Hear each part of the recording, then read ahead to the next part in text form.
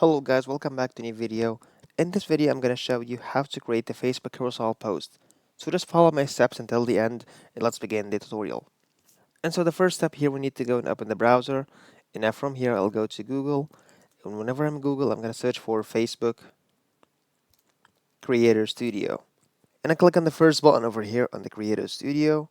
And then whenever I log in with my account, username and password and so on, I can see this option here, which is create post, but it's not worth it. If we click on it, we cannot create a carousel post. So what we should do here, we now just go a little bit down and we click on ads and wait a few seconds. And now from here, we click on create ad. And here we can choose a goal, any of these. So for example, we can get started with automated ads or get more calls, get more website visitors, promote your page and so on.